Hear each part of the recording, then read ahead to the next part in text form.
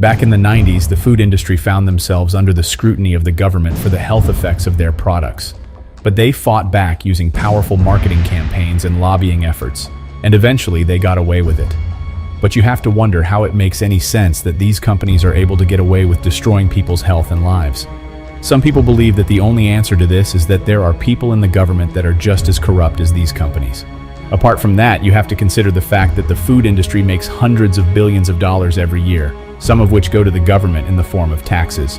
Let's not also forget that some of these companies sponsor the campaigns of these politicians, a cunning move that has given them significant influence over food policy and regulations. The World Health Organization is also helpless in the situation, as the bulk of the money they get comes from the government, who are sponsored by these big food companies.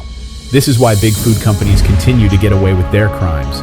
It's also why they continue to prioritize their profits over our lives, because they need that money to keep the government away from their operations. What makes the situation even more dangerous is the fact that many people are unaware of the dangers of the products made by these companies. At the end of the day, we are all responsible for our lives, and that means we're responsible for what we take inside our mouths. And if we want to be healthy, free from heart conditions, obesity, and diabetes, the choice is up to us to take what we eat seriously.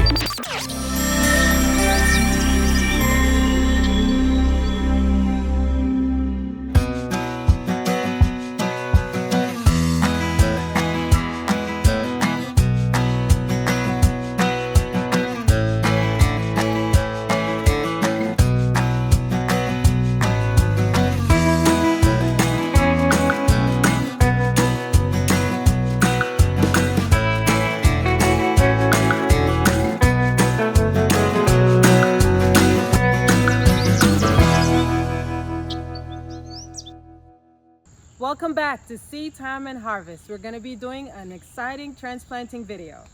The transplanting period of gardening is always exciting, and there are a few things to consider, a few do's and don'ts of transplanting.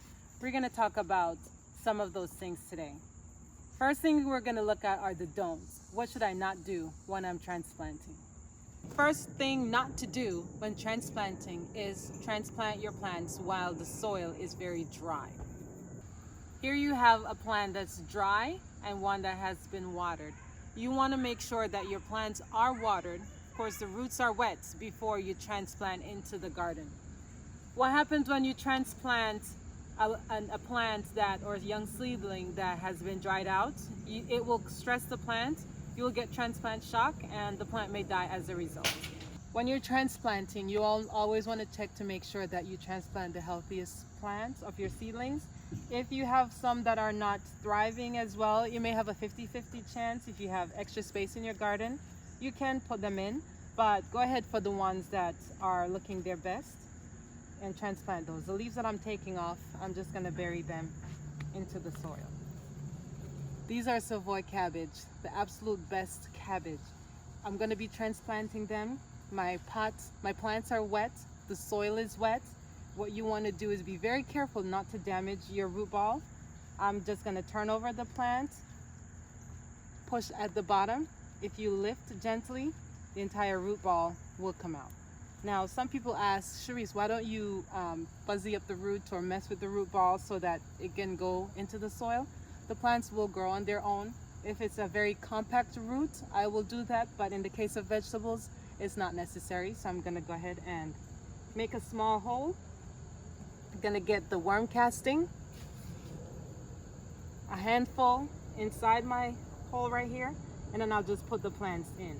Just make sure that no leaf is touching the soil. If it is, I'll just take it off, bury it, and then add the soil around.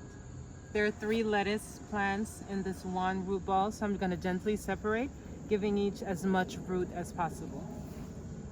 Gentle. That's one.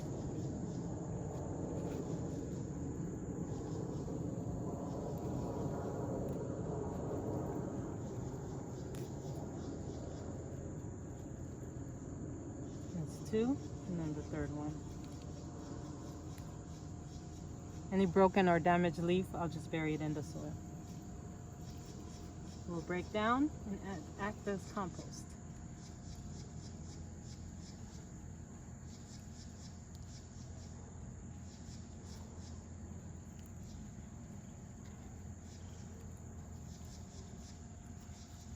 check the forecast. It's best to transplant when it's not too hot, so preferably early in the morning or late afternoon, so that your plants again don't get stressed as a result of the excess heat. So know your forecast. Right now it's very cloudy, so it's a wonderful time to get these plants in the ground. The okras are still in their early phase, so I'm gonna plant 2 just in case one doesn't survive. If they do get bigger, I can always separate them later.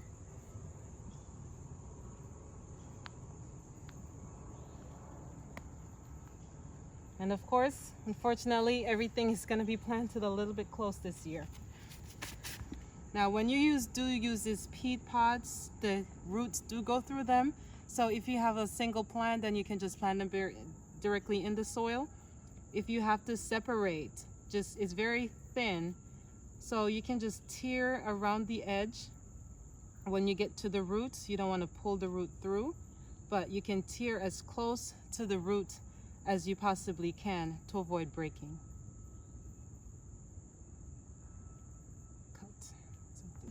I'm gonna put the cucumbers close to the fence, and as I've been doing before, just make the holes, and then I get the worm casting.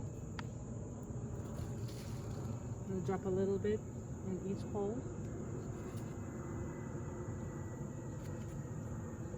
This is just one plant in the peat pod, so I'm gonna put it in. And this one also. And then the ones that need to be separated, I'll do that.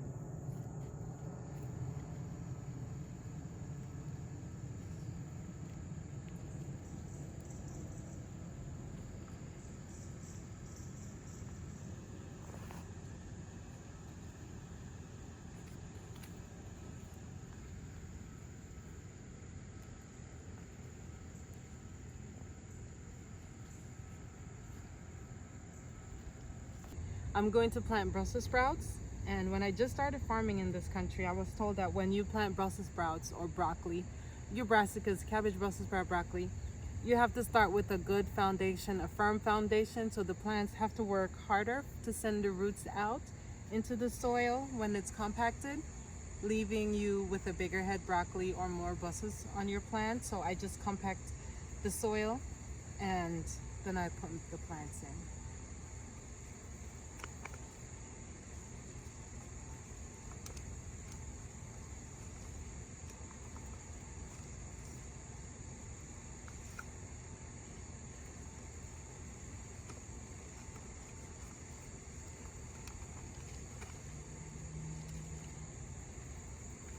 Our bed is almost done being planted out.